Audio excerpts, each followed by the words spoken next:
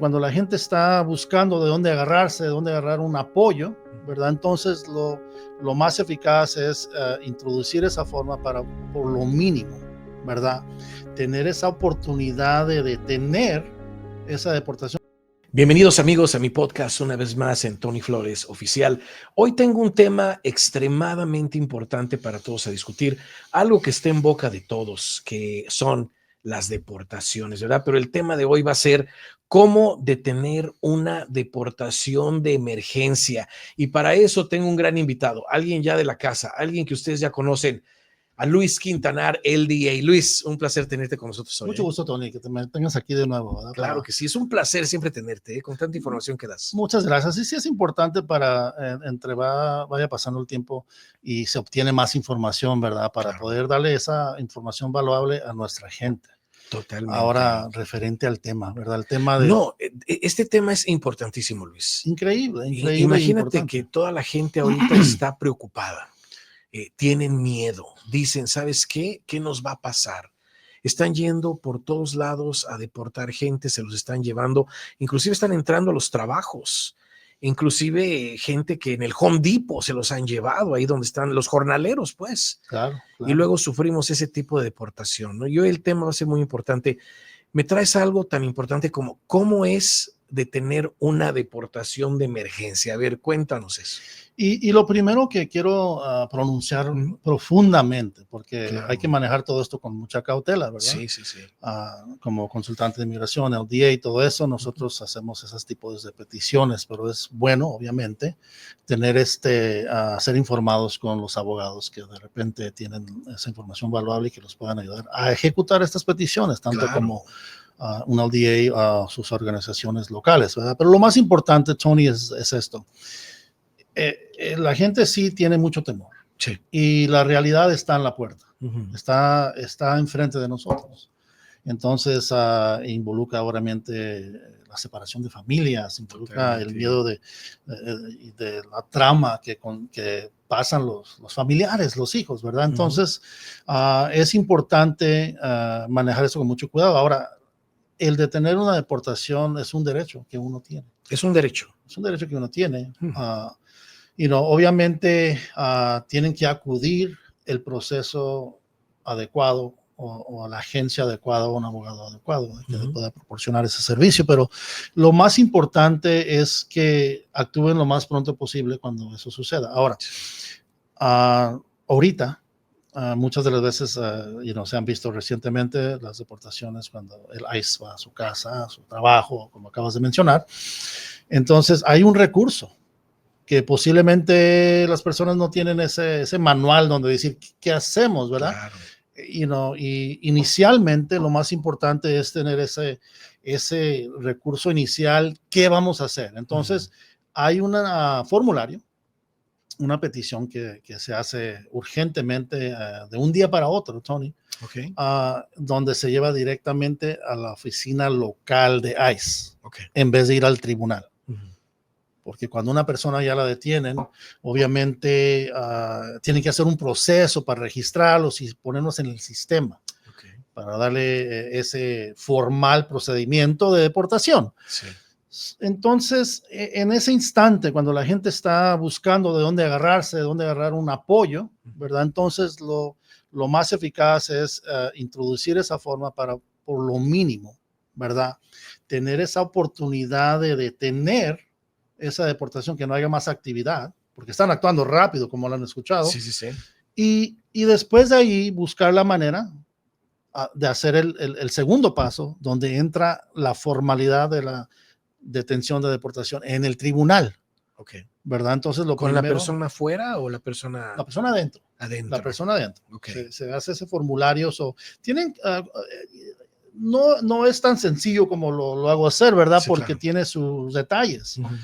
Pero por lo mínimo, esto es una guía donde puedan tener la oportunidad a su alcance, ¿verdad? De tener ese documento viable. Sí. Y ahora, lo puede llevar un familiar. Ahora, tienen que hacerlo con mucho cuidado, como dicen muchos abogados.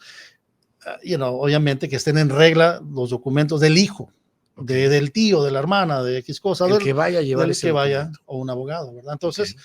porque esta petición en particular, como anteriormente se ha visto, no se puede hacer por correo electrónico o no se puede hacer por correo, tiene que ir uno en persona a llevar esta documentación. So, para darle estructura, por ejemplo, una persona la agarran, la tienen ahí en el centro de detención de ICE, vamos a Correcto. decir. Es donde entra este documento que me estás diciendo. Por supuesto, ahí inmediatamente. Inmediatamente. O sea, al otro día un familiar que tenga documentos, claro, sí, o un abogado, sí, puede llegar ahí a la oficina de ICE a meter esta forma que dices. ¿Y qué pasa con esa presencialmente? forma? Tienen que ahí entregar el documento, ¿verdad? Y si es a la discreción del oficial, ¿verdad? Obviamente en circunstancias, Tony, donde la persona está detenida por cargos más mayores, puede ser más complicado. Sí. Lo más importante es que tienen ese recurso, ¿verdad? Y ya al llevarlo ahí a la máxima extensión que aparentemente, esto es información pública, es un año. Okay. De varios meses a un año. Es específicamente, incluso la documentación lo indica, ¿verdad? Que separa la deportación. Ajá. Por meses correcto. o un año. Máximo ahí dice un año, parece, no estoy 100%, pero mínimo es un año, máximo es un año, y perfecto. Luego tiene, parece 3 o 6 meses. Okay. Lo más importante es que utilicen esta herramienta, claro, ¿verdad? Sí. Para poder brincar al siguiente paso, a formalizar ya más de lleno una detención de deportación. O sea, en el tribunal. Sí. En un tribunal. Para ahora, que las personas se preparen, Tony. Claro, esta persona cuando se mete esta forma, Luis, y la aceptan, ¿dejan libre a la persona en esos meses o un año? No ¿o necesariamente, qué pasa? Depende de las circunstancias de la persona, va a haber una audiencia y todo eso, ¿verdad? Perfecto. Este tipo de forma ya ha existido por muchos años, sino que la nueva regulación de la forma ha cambiado, un poquito más estricta, como obviamente ya lo sabemos, y es por eso que tienen que manejarlo con mucho cuidado. La decisión y cómo y cuándo van a dejar a la persona libre depende de qué tan meticulosamente hagan la documentación. Número 2, las circunstancias bajo la detención. Como por ejemplo. Sí, por ejemplo, la persona iba tomada, entonces ya hay cargos más complicados y ya enlaza lo que es penal, no nomás independiente inmigración. Sí. Porque obviamente hay mucho detención puro detención de inmigración. Sí. Pero obviamente, y como ha existido anteriormente, uno comete un crimen o algo y ya tiene que responder, en el tribunal penal. Y lo coincide que de repente entra con ICE. Pero vamos a asumir que no hay ningún crimen, solamente es la detención. Mucho mejor. ¿Ya? Entonces, ¿cuál es el paso número 3? Llevar el documento y esperar una decisión y posiblemente una audiencia. Y todo esto, estas regulaciones son nuevas. Sí. En el siguiente podcast quizás le damos la información de cómo va pronunciándose la conclusión de este tipo de petición, pero es crítico que la persona por lo más mínimo tenga ese recurso. Y es una protección de no ser deportado. Es importante. Entonces, después de esa audiencia, ¿dejan libre a la persona? ¿O qué pasa? Ahí todavía no sabemos el resultado de las nuevas regulaciones. Perfecto. Lo que sí sabemos es que está al alcance inmediatamente para que las personas puedan por lo mínimo tener una esperanza. De tener una deportación. Y luego, subsecuentemente, después, proporcionar una petición así en el tribunal. Claro. Para que sea más formal y posiblemente tenga más tiempo. Y ahí en ese transcurso, se hablan todo tipo de emociones, de fianzas para poder tener a la persona libre mientras. Y lo más importante ahorita, uno tiene que seguir las regulaciones ahorita, ¿verdad? Pero totalmente. Lo más importante, hay que protegerse a lo máximo, ¿verdad? Sí.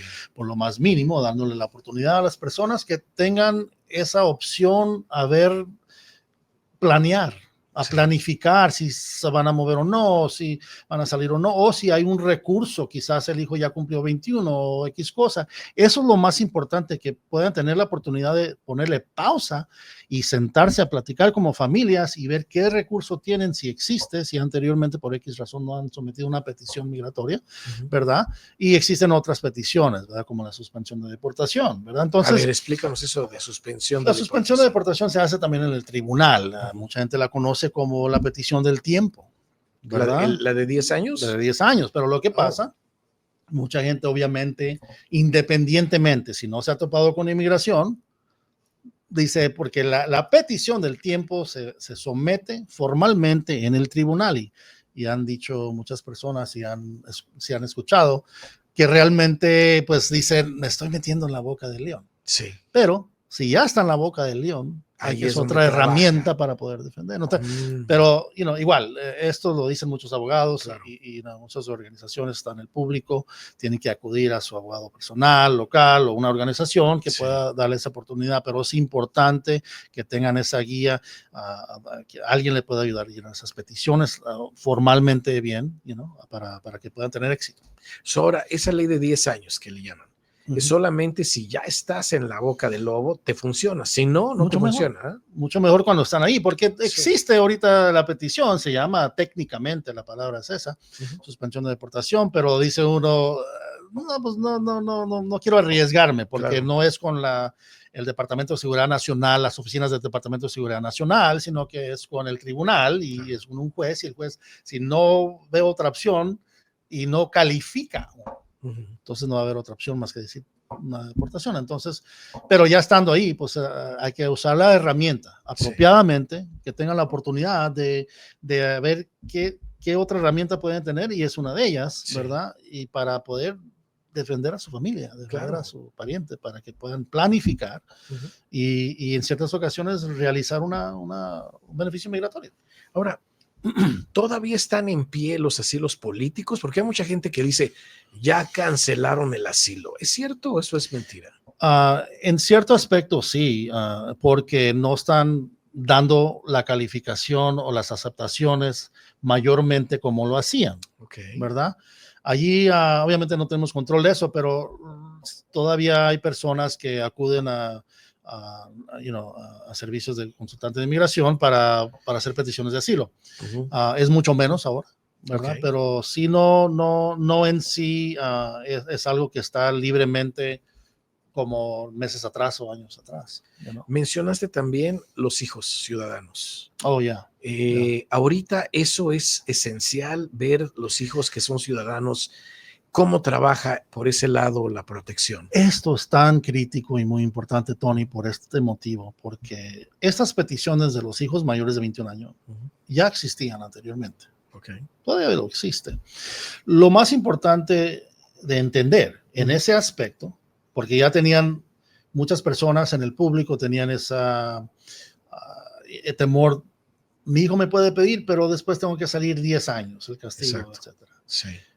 Y si, por ejemplo, en primer lugar, si una persona no tiene ningún documento, un beneficio, alguien que lo esté patrocinando, en comparación de tener a un hijo o hija mayor de 21 años, ciudadano, que los pueda patrocinar para que los jale aquí por lo más mínimo, ¿verdad? Sí.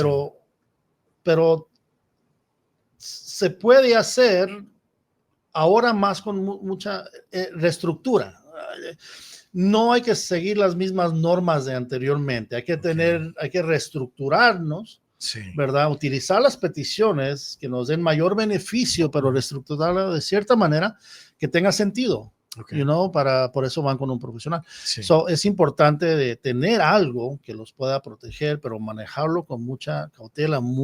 Es muy importante que se sienten con alguien que les ayude a llenar ese formulario. Tomando en cuenta lo que existe hoy. A ver, danos un ejemplo. Las regulaciones. Pues, por ejemplo, al llenar la petición, tiene, como dicen Tony, cross my T's, dot my I's, cruzar todo bien y poner todos mis puntos bien. No nomás ligeramente llenar el formulario y no es tan sencillo. Es importante tomar en cuenta de que existe posibilidades y riesgos. Entonces, al conocer eso, la avenida de manejar una petición cambia, porque ahora no es la restricción, no es como antes. Ahora es muy diferente. Esos temas ya más detalladamente, por eso tienen que ir con un profesional, porque es importante reconocer que aunque existían estas peticiones anteriores y todavía existen ahorita, el reestructuramiento de estas peticiones y la manera que se manejan tienen que ser Adecuadamente. un poquito, cambiarse un poquito cierto aspecto. O sea, echarle, como dicen por ahí, mucho ojo, porque si no... Sí, O sea, definitivamente. tiene que ser una persona que sepa llenar Principalmente, eso, definitivamente. porque si no, entonces la persona se pone en riesgo. Correcto. Y eso no queremos, porque Exacto. no queremos poner alerta en eso. Es importante que, qué bonito fuera tener ese amparo, esa protección, ¿verdad? Claro. Pero para llegar a esa meta, Sí. lo tiene que manejar en la carretera más suavecita, ¿verdad? Sí. En vez de, pasar por trabas y X cosa. Eso es lo que quiero indicar, que sí lo puede obtener, porque la gente, si usted se fija, muchas personas se fijan en esta petición, existe, eso está disponible. Pero es muy importante, porque hay muchas personas, yo voy a llenar mi petición y todo eso, y no, tiene que tener mucho cuidado. Claro. Existen las peticiones, pero hay que llegar a ese beneficio con menos barreras. Exacto. Es importante. Ahora, vamos a hacer un ejemplo. Una persona que tiene a su hijo o su hija que todavía no tienen 21 años, pero faltan 6 o 8 meses para que los cumplan. ¿Sería bueno que empezaran ya con el proceso o esperarse hasta que el hijo o la hija cumplan 21 años? Pues realmente la petición, hay que ser honestos, hay que ser claro, la petición no se puede recibir inmigración el hijo faltando un día para 21, ¿verdad? Okay. Puede venir un par de meses, ¿verdad? Para empezar a hacer los preparativos, pero hay que ser honesto con el cliente, la petición que nosotros llenamos. No se llena. Si se está lista en un mes, tiene que detener hasta que tenga realmente los 21. Pero sí es importante para empezar a colectar evidencia, documentos, empezar a organizar el expediente para que con más razón y más motivo entre más cuidadosamente al Departamento de Seguridad Nacional. Entonces sí es bueno empezar un poco antes. Un poco antes. Ya si tienen 21, está bien. Sí. Ahora, pero si acaban de cumplir 20 años, obviamente en un año todavía falta. Sí, claro. Que se esperen. Hay una misconcepción. Cree la gente que nada más tienen que tener 21. No, puede tener 21, 30, 40, 60, o sea, no importa la edad, el hijo puede pedir a sus padres. No importa la edad y se naturalizó, puede ver, 30, 40, 50, no importa. Ok, perfecto. Ahora, también hay otra misconcepción. Ya ves que dicen que un hijo que está en las Fuerzas Armadas puede pedir a sus padres y hay varias cosas que le perdonan a una persona, como por ejemplo una entrada ilegal, vamos a decir. Pero ¿eso los lleva directamente a la residencia legal o hasta que el hijo cumpla 21 años? ¿Cómo es eso? Es que bueno que me haces esa pregunta porque hay una confusión de nuevo y por eso es importante acudir a personas que saben cómo formalizar esto y ponerlo en orden.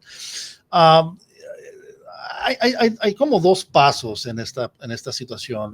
Lo primero, no va a decirle, hijo, soy un militar y denle la residencia automáticamente. Hay ciertos pasos a seguir.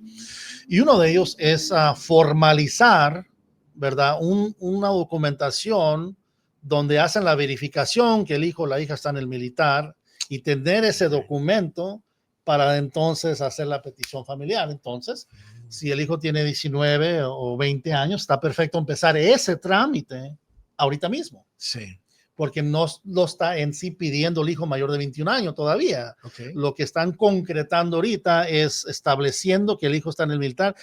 El Departamento de Seguridad Nacional le da un documento y con ese documento ya lo agrega a la petición familiar ya cuando cumpla 21 años ya está listo. Mientras tanto, ¿qué agarra la persona? Es una permiso de trabajo. No, es una es un documento como Advance Parole, similar, que le dan, es un formulario que se llena y le da un documento donde quizás también puede viajar, ¿verdad? Con ciertas restricciones, pero eso es lo que es, no es un permiso. Es un documento que le dan para poder hacer la petición familiar. Ya cuando enlace la petición familiar, sí le llega el permiso. Por correo. Aunque todavía el hijo no tenga 21 años. No, sí tiene que tener 21. Y especialmente ahorita. Si van a agarrar el documento que les permite quizás también viajar. Y ahora no, con que lo hayan tenido. Si se le venció no hay problema cuando hagan la petición familiar, pero a veces pueden viajar con ese documento. Y antes se lo daban por un año, ahora es hay más restricciones. Se lo dan por cierta cantidad de tiempo. Pero en cuestión de que el hijo pida a su padre, que el hijo esté en los Marines, o en cualquier fuerza armada, lo pide. El papá quiere trabajar en lo que llegan los documentos.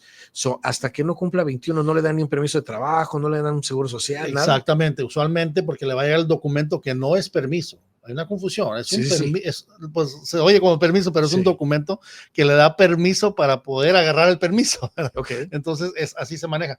Agarrando ese documento, comprobando que el hijo está en el militar, entonces puede enlazar la petición familiar ya que él cumpla los 21 años y ahí le llega rápido el permiso de trabajo. Ok. Y entonces ya después es el objetivo principal, ahí es para la residencia. Residencia legal, exacto, Correcto. exacto. Uh-huh. Ahora también la gente, ¿no? Que dicen, ¿qué podría yo tener también en cuestión de que si no tengo hijos? Están los hermanos, están las peticiones por padres, pero también el matrimonio.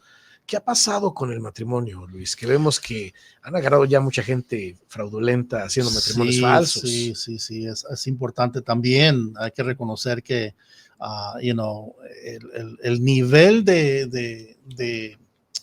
del gobierno dice, estas son al inicio vamos a sospechar que no es real. Entonces es de uno comprobar lo contrario, ¿verdad? Que sí es el matrimonio real. Sí. Entonces, si no hay hijos, ¿verdad? En ese aspecto, vamos a hablar de los matrimonios, ¿verdad? Si no hay hijos, entonces es sumamente importante colectar mucha evidencia que realmente existe un matrimonio, donde se conocieron, evidencia como fotografía, social media, ¿verdad? Las redes sociales, todo ese tipo de cosas, documentación de biles, documentación de arrendamientos, o sea, mucha más evidencia que si una persona tuviera un hijo. Claro. Obviamente tiene un hijo, es el matrimonio real, ¿verdad? Entonces realmente van a ocupar mucha más evidencia. Lo interesante ahí, Tony, es ahora el perdón está tardando un poquito más de 2 o 3 años, a veces un poquito más, pero lo más importante, todavía existe para poder ejecutar el perdón y realizarse aquí dentro de los Estados Unidos. Es importante que esas personas como parejas colecten mucha evidencia si quieren, están conforme las reglas de inmigración, que realmente es un matrimonio real. Exacto. Esa petición todavía existe, el perdón todavía existe para hacerlo aquí. Los hermanos todavía existe, la petición. Si antes no tiene de hablar de los hermanos, ¿es más fácil pedir a un cónyuge aquí en el país o que esté fuera del país? Ahorita es más fácil que esté fuera. ¿O sí? Sí, porque evita hacer el perdón. Depende de la persona, si no había entrado anteriormente, ¿verdad? Sí. Porque en sí ya se elimina, que comprobar el requisito del ajuste para poder hacer residencia aquí. Obviamente no está afuera, no ocupa la visa, no ocupa estar protegido por la 245I o hijo en el militar. Sí. Lo que haría nada más es la petición familiar que se realiza con el Departamento de Seguridad Nacional y luego con el Centro de Visas para que le proporcionen una cita afuera en su país. Y es mucho más sencillo, más práctico, ¿verdad? Entonces, y el tiempo es más rápido. So, definitivamente es más largo. Y más económico porque hay menos procesos que hacer. Ahora, un esposo o esposa residente, no ciudadano, residente, ¿puede pedir a su cónyuge? Sí, claro que sí. El problema, disculpa, Tony, el problema es que ahí se tardan, agréguele 1 año y medio más. Porque la persona en la categoría como es residente, tarda un poquito más para realizarse la petición familiar. Eso sí lo puede hacer, no hay problema. Existe también el perdón para esa categoría. Y mencionaste hermanos.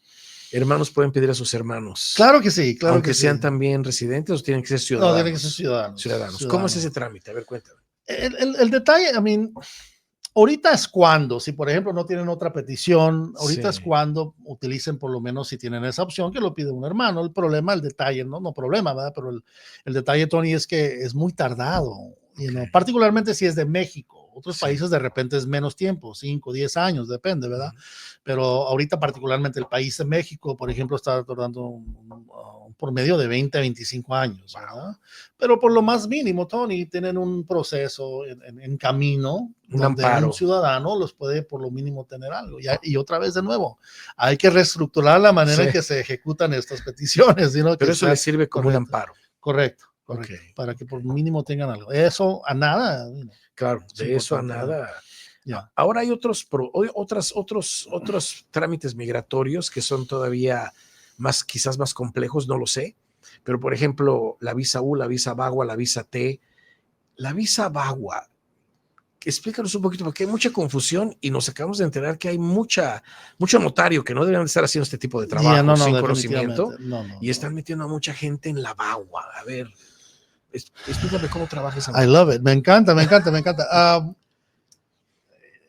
Estamos con la comparación, vamos a hacer el VAWA y lo que es la visa U, ¿verdad? A ver, flotando, ¿verdad? Y lo fundamental, lo más primordial en estos tipos de peticiones es que alguien fue víctima. Okay. Alguien fue una víctima, ¿verdad? En la visa U, ¿verdad? Usualmente para poder enlazar una petición formal de completa para agarrar su permiso, que ahora lo están dando por 4 años. Me encanta la visa U para proteger a nuestras víctimas. Y en este proceso ocuparían un reporte de policía.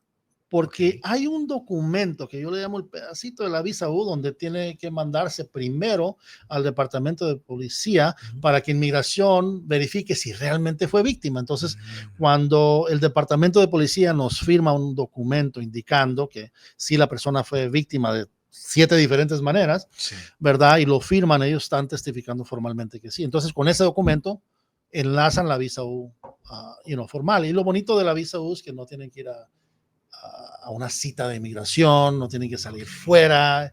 Es tardado, ¿verdad? Sí. Pero todo le llega por correo y tienen la oportunidad de tener un permiso de trabajo y eventualmente, Tony, hacer un ajuste para una residencia. Wow. Ahora la VAWA. Sí. Ese es el enredo en cierto aspecto, porque muchas personas dicen, usted va a calificar y hay posibilidades de no hacer las cosas bien ahí. En la VAWA no se ocupa el reporte de policía. Okay. Lo que se ocupa mucha evidencia de la persona que fue víctima, donde psicológicamente hay un reporte de psicólogo de repente, okay, hay textos de amenazas de un hijo ciudadano, padre ciudadano o esposo ciudadano. Okay. Hijo, padre o esposo, ciudadanos todos, no residentes. No. Ok, ciudadanos. Y entonces que haya sido afectado esta persona. Ahí no ocupa el reporte de policía. De repente es importante establecer que la persona sí fue afectada psicológicamente. Okay. Y no nomás va a ir al departamento, al psicólogo, sino que tiene que tener evidencia de amenazas, de maltratos, de testimonio y todo eso, que sea real. Okay. Que sea real, porque inmigración es lo que quiero ver. Como no va a haber reporte de policía, sí, donde el oficial usualmente en la visa U testifica que sí fue real, claro, aquí en la VAWA, pues, hay que manejarlo con mucho cuidado. ¿Y el psicólogo tiene que ser cualquier psicólogo o tiene que ser un psicólogo especializado en migración? No necesariamente. Okay. De repente uno ya fue al psicólogo, porque existen, mucha posibilidad de que la persona fue afectada. Muchas personas son afectadas, ¿sí? Y sí tienen que acudir a un psicólogo, pero de repente puede exigir inmigración, no al inicio, sí, no al inicio. Puede ir a su psicólogo, obviamente que tenga su licencia propia, ¿verdad? Claro. Pero definitivamente, y ya si inmigración lo pide, pues ya lo pide inmigración, pero es un camino también para que puedan tener un beneficio migratorio. Ahora, la visa U lleva a una persona a la cárcel, ¿no? Al victimario, ¿no? Y tiene que cooperar la persona. ¿En la VAWA es igual o es diferente? No necesariamente, porque no... Me voy a explicar de esta manera. No necesariamente hubo entidades penales. Okay. Right? So, por ejemplo, hubo una orden de restricción que se lleva a cabo en el departamento familiar de la corte, del tribunal. No fue el departamento de policía, de repente no fue arrestado la persona, okay, por X cosa. Allí es establecer, es la diferencia de cooperar con la visa, o hay que cooperar y ser víctima, Okay. Y el VAWA es simplemente establecer el daño que le causó a un ciudadano. Allí es diferente. Sí. ¿Verdad? Porque a veces no hay departamento de policía, okay, a veces no hay fiscal, ¿verdad? Porque de repente en la visa U el fiscal puede llenar lo que se llama el suplemento B, donde la persona fue víctima, o un juez, pero en el VAWA es diferente. Ahí es establecer el daño que fue causado a la víctima, okay, con reportes de psicólogo, fotografías, redes, textos, correos electrónicos, evidencia y testimonio. Ok, yeah. ¿Pero termina en la cárcel el victimario en una visa VAWA o no? No necesariamente. No necesariamente. ¿Y se da cuenta de que la persona está agarrando documentos? No, tampoco. Quieren proteger a la víctima. Lo que pasa es que a veces si hubo una agencia que tenía que haber hecho esa penalidad, ese arresto, ya lo tenía que haber hecho. Okay. Y porque muchas personas, y pienso que me haces esa pregunta por esto, porque hay personas, no quiero afectar. Sí, no quiero afectar a mi marido, a mis hijos. Lo que ya sucedió en el aspecto de reporte, en el aspecto de investigación del fiscal, del detective, del policía, ya pasó. Ok. No va a reabrir otra investigación. Sí. Al menos que sea algo muy grave, todo es importante que acudan a un lugar profesional para verificar. Claro. Y dijiste que la VAWA es solamente hijos. Hijos, esposos y padres también. Solamente. No puede ser un novio, una novia. Es en ocasiones donde, pues, voy a aclarar, hay ciertas ocasiones donde uno puede establecer una relación, que fue una relación como de novio, que puede establecer, posiblemente lo puede hacer también. Okay. Existe esa política, pero es más duro, es más difícil. Ahí es donde tiene que agarrar mucha más evidencia. Claro. Una, no nomás que fue víctima. Sí. Principalmente establecer la relación que tuvieron como noviazgo, contratos de renta, testimonio, es una, eso es otra barrera más que tienen que cumplir. Sí. Y no es usual, es mejor siendo ciudadano. Ok. Ahora, me di cuenta que la visa U también aplica por empleo, por trabajo. A ver, ¿cómo sería eso? Y me encanta hablar de esto porque muchas personas están en la oscuridad en ese aspecto. Totalmente. Cuando una persona ha sido abusada o discriminada, por decir así, aquí la cooperación, tiene que haber un complaint con el Departamento de Labor o una agencia laboral. A fuerzas. Definitivamente, porque aquí están cooperando con la agencia laboral. Okay. Y fueron víctimas de que le dieron cheques botados, los discriminaron, tiene que haber mucha evidencia, pero tiene que enlazar un complaint, un reclamo con una agencia laboral. Como Departamento de Labor, Departamento de Labores, sí. O Labor Commission y todo eso, ese tipo de cosas. Y entonces es le pueden dar un permiso de trabajo, ¿verdad? Siempre y cuando cooperen para finalmente establecer que este empleador está actuando sin escrúpulos, o sea, mal, ¿verdad? Entonces, y es no hay mucha plática de eso, pero sí existe y la petición se manda aquí en California, realmente. Pero ahora, sabíamos que eso se maneja con el famoso DACA para trabajadores. Ajá, correcto. Pero ¿en la visa U entra lo laboral o no entra? No, es muy distinto. Es que es similar, pero no nada que ver. Pero si hay una visa U para el trabajo. No. Qué bueno que me haces esa pregunta porque DACA es Deferred Action. Sí. Es igual para los de empleo que los discriminan. Es DACA, como decir DACA. Sí. Se mira de esa manera, se viste de esa manera. La visa U es muy distinta, es víctima de crimen. Ok, sí, pero puede haber un crimen en el trabajo. Eso ya hay que identificar el crimen. Si es un crimen, entonces sí. Podría ser una relación sexual no deseada. Sí, definitivamente. Sí, es muy serio eso. Okay. Sí, eso ya califica, si no el trabajo. Solo nada más califica para demandar a la compañía por sexual harassment, vamos a decir. Eso ya. Sino también por una visa U. Sí, referente al propósito migratorio, ahí sí puede entrar, porque el crimen es algo serio. Claro. Pero obviamente no puedo hablar del tipo pueden hacer demandas contra su empleador o X cosa y no manejamos nuestras peticiones, pero definitivamente, la visa U, que obtengan ayuda donde puedan, ¿verdad? Pero en el aspecto, si hay un crimen en el empleo, es importante que, de algo malo saquen algo bueno. Claro. Tomen ventaja de eso porque hay ayuda. Porque hay muchos, créanlo o no, Luis, hay mucha de nuestra comunidad indocumentada que hasta los golpean en el empleo.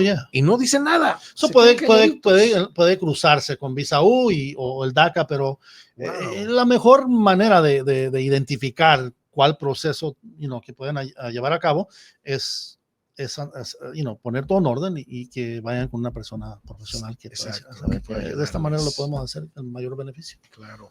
Ahora mucha gente está confundida con la visa T, que creen que la visa T es para todo el mundo. Yo creo que la T dicen todos. Sí. Y no es así. Explícanos qué es la visa T primeramente. Es una confusión también. Muchos dicen para testigos, ¿verdad? Que dicen que cooperaron para cierta investigación. Usualmente cuando yo me he topado con visa T, te voy a ser honesto, es para personas que cooperaron con agencias del gobierno. Pero mucha gente lo está usando muy distintamente, pero no es así.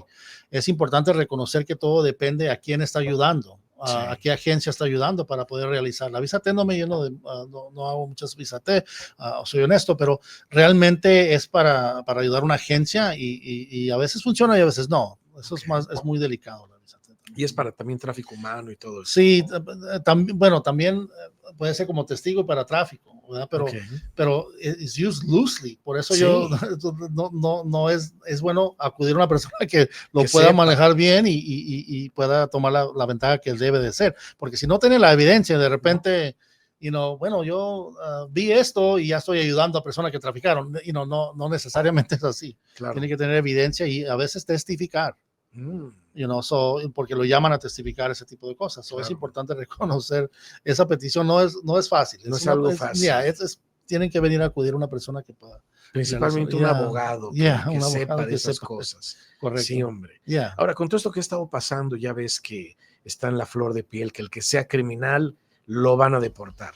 Y hay mucha gente que está revisando su récord criminal y se están encontrando que anteriormente pues tuvieron un problemita con la corte, cárcel, les quedaron felonías, les quedaron misdemeanors.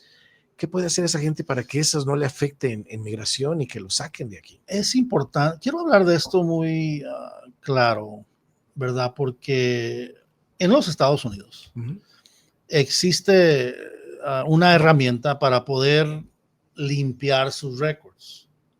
O sea, no se van a borrar. Es importante lo que habíamos tocado el tema ya varias veces, Tony. Sí. Sumamente importante de obtener esos records para analizarlos. Claro. Ya no queda de otra. Ya no queda de otra, ya no hay más. Y dos, analizarlos bien para poder ejecutar lo que es, por ejemplo, en California se llama expungement, ¿verdad? Un proceso formal para ser rehabilitado, ¿verdad? Ahora, en los ojos del Departamento de Seguridad Nacional o de Inmigración, no es automático, va a calificar para este beneficio, sino que sí es apoyante al nivel discrecional. Es importante reconocer eso. Una persona que tuvo una violencia doméstica o manejo tomado, ¿verdad? A una persona también que tuvo una violencia doméstica o manejo tomado, pero esta persona fue rehabilitado, agarró un certificado del juez, del tribunal, donde está perdonado. En el aspecto discrecional se ve mucho mejor que esta persona que no fue perdonado. Entiendo. El que hizo el expungement se ve mejor. Porque va a llevar un certificado del juez firmado y que ya no nomás cumplió con los términos y condiciones de probación, pero agarró un perdón penal. Y se ejecuta en el tribunal. No con inmigración ni nada de eso, pero ya por lo más mínimo, y ya el tribunal se encarga de mandarlo al Departamento de Justicia. Es importante reconocer que se apoya una petición migratoria en el aspecto discrecional, que es mucho mejor, se ve mucho mejor esa petición que una persona que no hizo el proceso de rehabilitación. Claro. Ahora, ¿tienen que ser crímenes viejos? ¿Puede ser un crimen reciente para poder hacer un expungement o cómo es? Pues lo principal es que ya hayan por lo mínimo pasado 3 años. O 3 años. 3 años, que hayan cumplido con los términos y condiciones de probación, que no tengan ningún otro caso pendiente.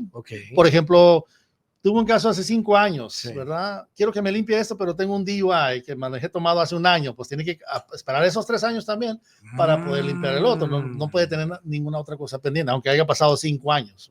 Es importante reconocer. Una, que cumplan con los términos y condiciones de probación. Si la probación es 3 años, usualmente es 3, a veces son 5, cuando es mayor. Pero ya que cumplan con eso, ya se puede ejecutar lo que es la limpieza de récord.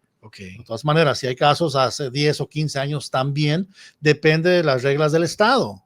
Y hay veces si no puede hacer el expunge porque ya pasaron 20 años, entonces hay otra herramienta que se utiliza que actúa similar al expunge, porque ya pasaron varios años. La persona no tiene culpa que destruyeron los records. ¿Cuál es ese? Es un documento que se agarra de la corte, se certifica para que sea utilizado para el beneficio migratorio. Es importante que vayan con una persona. Sí, claro, es importante saber todo esto, que la gente se acerque a profesionales que sepan estas cosas. Correcto. Porque uno a veces lo quiere hacer solo y no, o sea, no va a saber ni cómo. Fallan ciertos detallitos que son muy importantes a futuro, pueden afectar su futuro. Totalmente. Y ahorita con las cosas como están, Luis, se tienen que hacer las cosas con mucho tacto, con paso firme. Porque en realidad cualquier persona que no haga las cosas bien, están perdidos, Y más con eso de que dijeron que podrían encerrar a una persona indefinidamente en inmigración. Ahí hay dinero de por medio, O sea, tengo ahí encerrado a varios indocumentados, pues están ganando ahí la billetiza y luego los deportan. Y una persona que dice, no, yo me voy a ir antes de ver mis opciones y autodeportarme, está cometiendo un gran error, porque en sus países, ¿qué van a hacer? Y ahí es algo muy delicado, ¿verdad? Que las personas tienen que reconocer que en ciertos aspectos seguir las reglas, pero también hay ciertos derechos que ellos tienen para poder ejecutar algo y protegerse antes de tomar esa decisión. Luis, te agradezco muchísimo esta entrevista. Claro que sí, Tony. La verdad, mucha información. Por supuesto.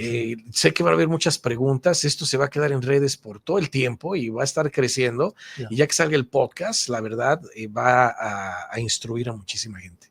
Te agradezco esta entrevista y que no sea la última, Luis. Claro que sí, no, para servirles, y me da mucho gusto de dar esta información para que la persona se prepare. Entonces, gracias. Es un placer. Y en la próxima vamos a ver los resultados que me dices que podrían tener esto de tener deportaciones de inmediato, ¿no? Claro que sí. Quedamos con ese pendiente. Para servirles, claro que sí. Gracias, Tony. Para servirles. Amigos, muchas gracias por haber estado con nosotros. La verdad, fue una plática muy interesante, de mucha información. En realidad cubrimos varios aspectos.